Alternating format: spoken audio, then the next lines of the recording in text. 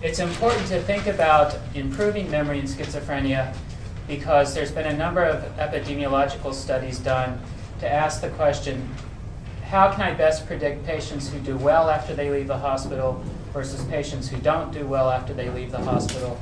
And let's look at symptoms, let's look at demographics, let's look at age, let's look at drug use, let's look at everything we can think of, including cognition. And it turns out that what's most predictive of a patient doing well after they leave the hospital is their cognitive ability. And within the cognitive domain, both long-term and short-term memory functioning seems to have the largest effect sizes.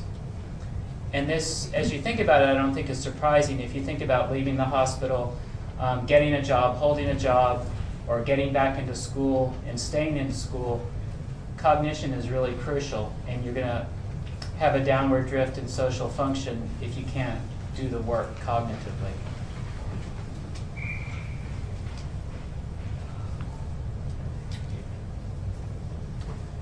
Another way to look at cognition is to try to start to map it onto what's going wrong in the brain.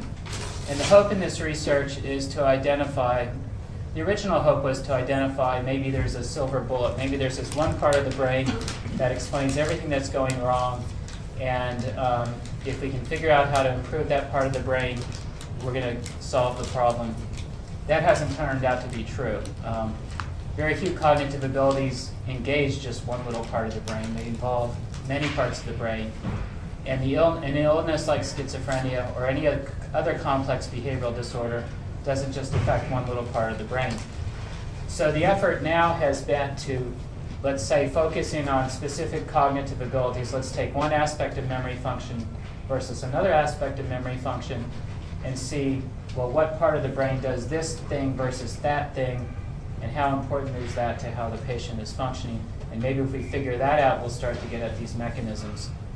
And that's ongoing work. And again, there's some potential mechanisms for specific cognitive abilities, but not one answer.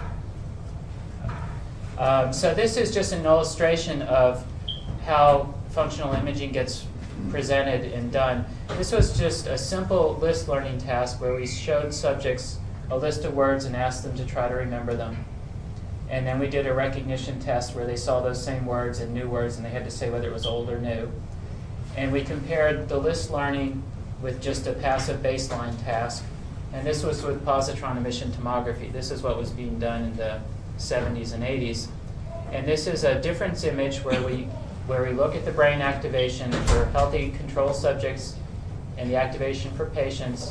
And we subtract patients from controls, and the area where there's a difference gets colored in the brain. And not everyone may be able to see this, but there's areas in the prefrontal cortex, in the ventrolateral prefrontal cortex particularly, and also the frontal pole area, where during this list learning task, controls had more frontal lobe activation than patients did. And this finding of reduced frontal lobe function in patients, hypofrontality, is a very consistent story across many tasks in schizophrenia. This work then gets taken to the most recent methods are functional MRI, which unlike PET do not require radioligands, and the spatial resolution is better and the time resolution is better. And this was showing fMRI results from the same type of task to just show here the front of the brain being more active in controls than in patients. And here you can see it from a sideways view. Again, more frontal activity in controls. So when you look and you see these images, the functional activity is indicated by the color, and it's overlaid on an anatomical MRI. So this is the really nice resolution MRI, but the function is actually the colored areas.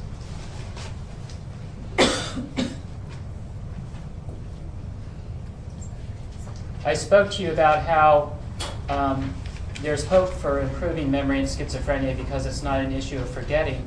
And this is some initial evidence bearing that out. As I said earlier, patients tend not to use efficient organizational strategies. This is an attempt to manipulate that using what's called a levels of processing task. where now I give someone a list of words, and instead of saying, remember these words, I say in one condition, tell me if this word is in uppercase or lowercase letters, which is a shallow processing task. You can do just based on perceptual characteristics of the stimuli, as opposed to a deep processing task where I ask you to make some semantic judgment. Is it likable or unlikable? Is it concrete or abstract? You have to use your semantic knowledge to process the stimulus on a deeper level. When you do that, healthy subjects in yellow show this huge benefit in memory for deep minus shallow processing. Patients with schizophrenia show that same benefit. And then when you take it into the magnet and say what's happening in the brain during deep minus shallow processing, both controls in green and patients in red activate this frontal lobe region that was not activated in the previous study. So this was very encouraging because it says that the memory impairment is malleable, and this frontal lobe deficit can also be manipulated to some extent. It's not like somebody's had a stroke in this part of their brain and that part of the brain will never work again.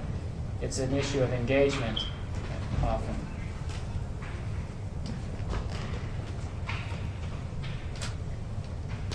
And now the last part of what I wanted to talk about is the idea of when do we intervene, when do we provide treatment in this illness.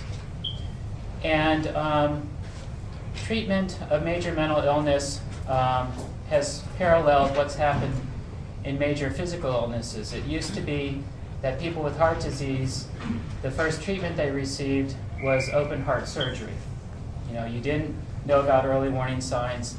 Somebody had a heart attack, and you'd go in and try to fix the problem. And that would be really kind of very late in the illness phase. What's been done with heart disease is identify high blood pressure, treat high blood pressure. With cancer, have women do breast self-exams, and really kind of catch it early, treat it early. And the same notion is starting to be promoted now for major mental illnesses such as schizophrenia. This is the type of course that you see in this illness. Schizophrenia is a neurodevelopmental disorder where you're born with a certain vulnerability, and then there's a period in early adolescence, as early as age 11 or 12 up to the late teens and early 20s, where the brain is changing very quickly, and this is the point where you're really at most risk of having a psychotic episode, of becoming acutely psychotic. And this is a first episode that can last for a week to a month that's very upsetting and very damaging. But people will recover from this first episode and then go into a remission period, and if they continue to receive treatment, can be in remission fairly consistently, although during this remission period there's a lot of risk for relapse if people stop taking their medication and their environment becomes more stressful, things like that.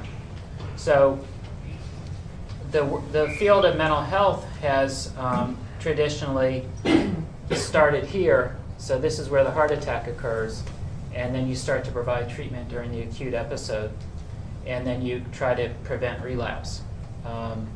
And we have a clinic in the medical school at UC Davis, I'll be giving you the website information, that sees these first episode patients.